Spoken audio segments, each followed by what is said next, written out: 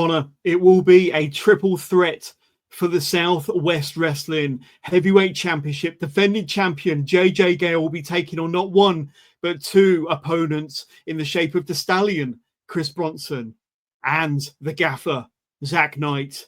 And there we are. But I did say we have one more guest, and I'm going to introduce him now. The Heart and Soul, the current SWW Heavyweight Champion, the reigning defending champion, JJ Gale. JJ Gale, thank you so much for gracing us with your presence. You joined us on the very first Hype show. You're joining us once again. Thank you so much, champ. How you doing? Yeah, it's great to be here today. Slightly different circumstances to the last time we sat down here six months or so ago. There's been a few changes, but I'm here to talk business. I'm here to talk the fight, the big fight coming this Sunday. You guys have done a great job at running down this whole card.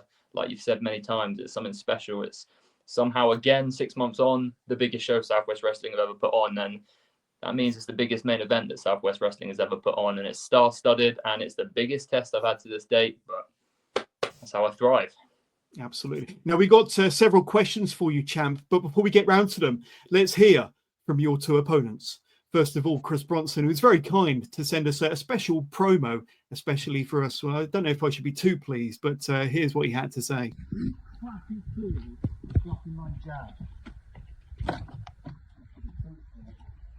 Chris! Some sort of fundraiser or something for charity.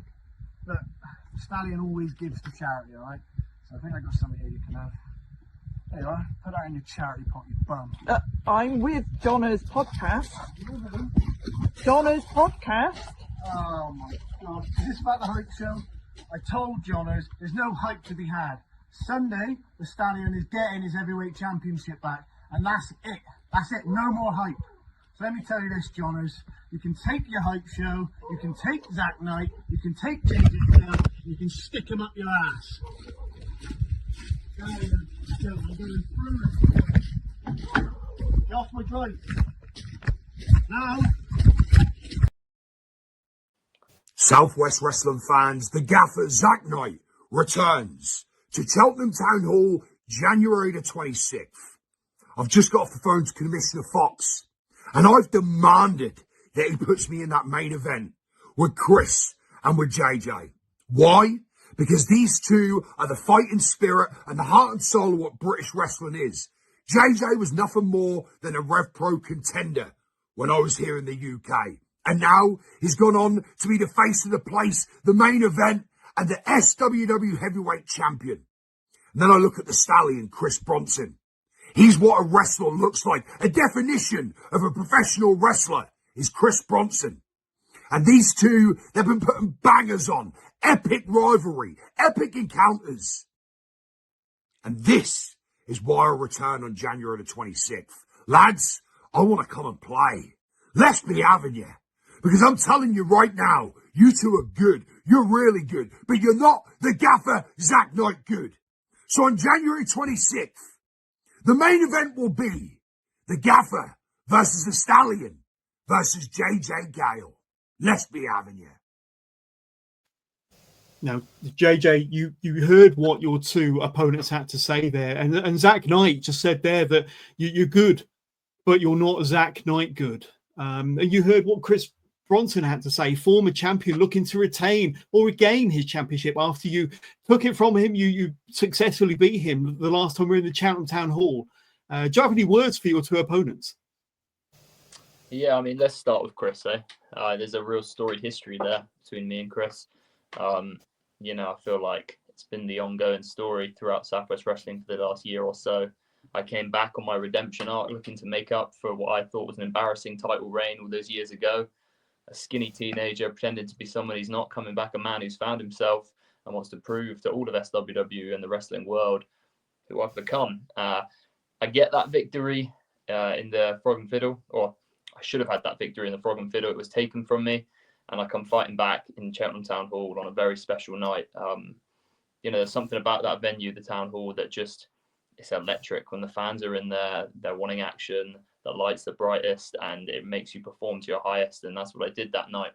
I proved my heart and soul again. As much as Chris tried every dirty trick in the book, I had him scouted, and I refused to say no. And as a result, I walked out champion.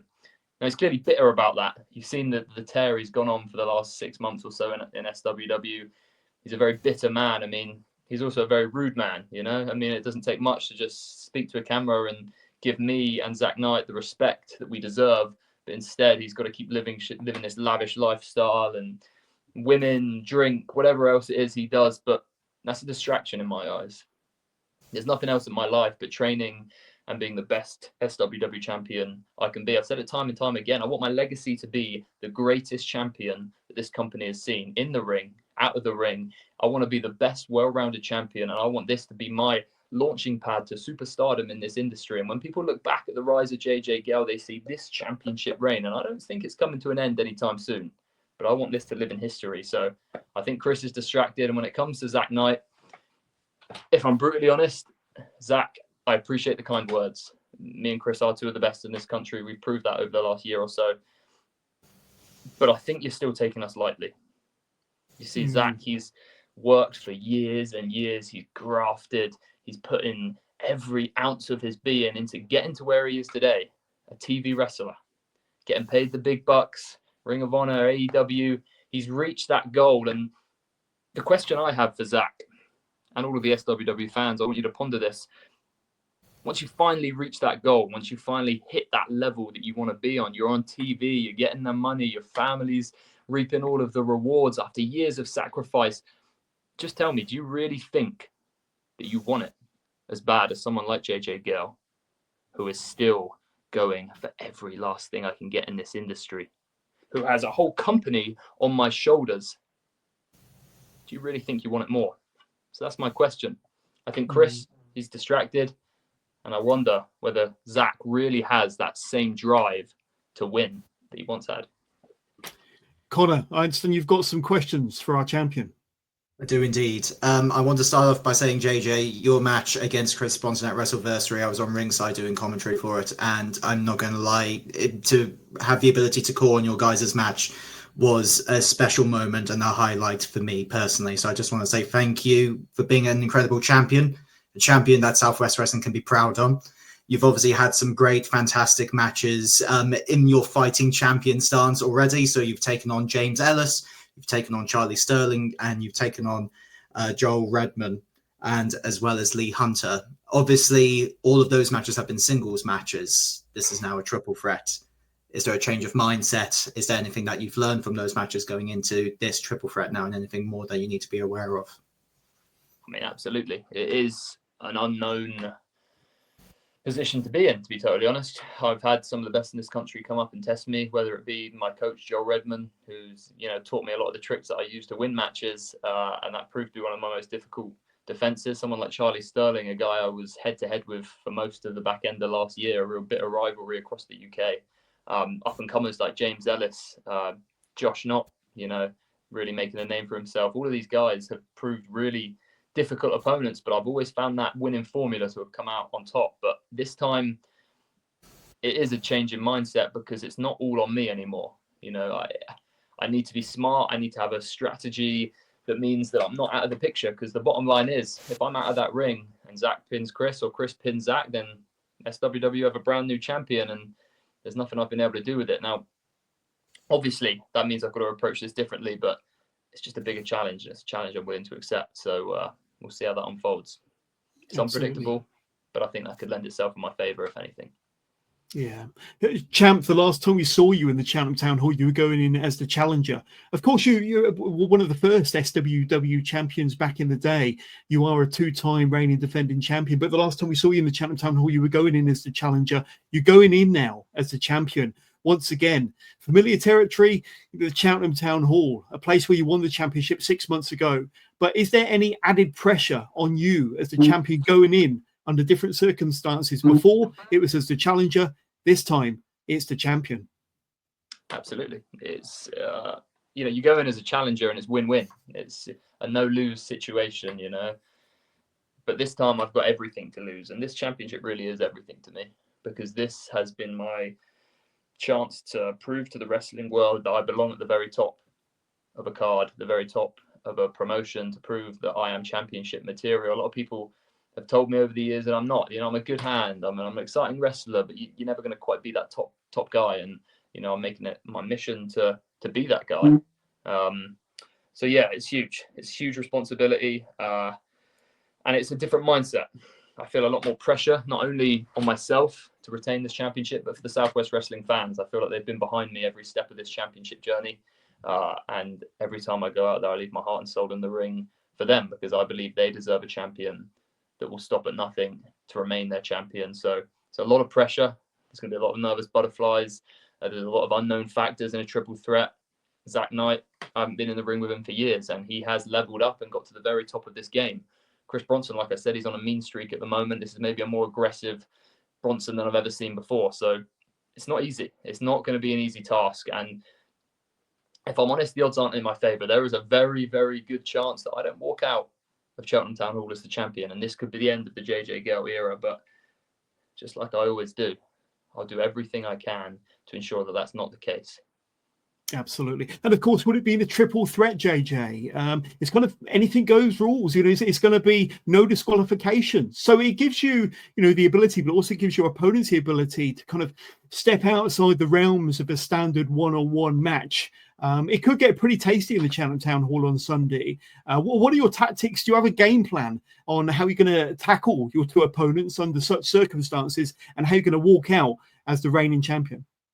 Yeah, you don't become a 6-month-long Southwest Wrestling champion without having game plans and tactics long in advance to these big fights. Am I going to give them away for free here on the Hype Show? I'm afraid not. You know, as much as Chris likes to talk the game that he doesn't care, I'm sure he's sat right now enjoying a little margarita or something with his feet up, watching this show, trying to gain any little bit of insight. So I'm not going to be giving away my game plan here for everyone to see. But of course, I've got a game plan. Of course, I've got a way to get into this and find a way to use the triple threat rules to my advantage. However, I know that they will as well. I mean, we saw Chris Bronson brutalize CJ Rawlings, draw blood, and a lot of blood. I mean, I ran in to save CJ from an attack, and I was absolutely covered in the stuff. It was disgusting.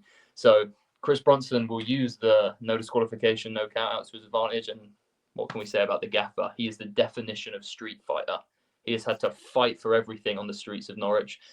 He's a part of the Knight family, and say no more. We all know about that. So, you know, there's a lot going into this. There's a lot to be worried, concerned about. But at the end of the day, the thing I'm most concerned about is losing this championship. And that will drive me to do some pretty crazy things. I mean, those who have followed my career have seen that I'm high risk, high reward personified in the ring. And a stage like Cheltenham Town Hall, I see no better place than to take the ultimate risk to remain champion. Conor, let me ask you, have you got any final words, final questions for our champion, JJ Gale?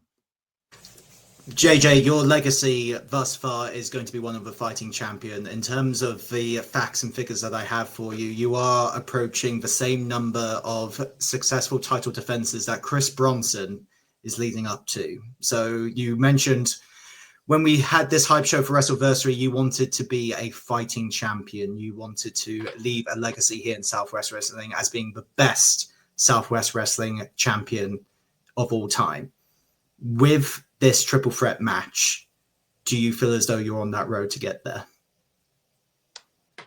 You know, I think it's definitely well on the way. I mean, if I'm able to overcome the odds and defeat two of the very best that this country's ever produced on the biggest stage of all the pressure of trying to keep this championship, then yeah, I think I'm on my way. But I won't be satisfied because there's a lot more work to do. There's more of a legacy to cement. So of course I'll be proud, I'll be happy. I will live in that moment for the night. But when I wake up on Monday morning, it's what's next? What's the next challenge? How can I make this championship the most important championship in British independent wrestling? There we go. But your reigning defending SWW heavyweight champion, JJ Gale, the heart and soul. We look forward to seeing you on Sunday at the Cheltenham Town Hall for talking about a revolution as you defend in that triple threat match against Chris Bronson and Zach Knight. But champ, thank you so much, and we'll see you Sunday. Thank you very much, guys. See you Sunday. It's the big one. Yeah, certainly.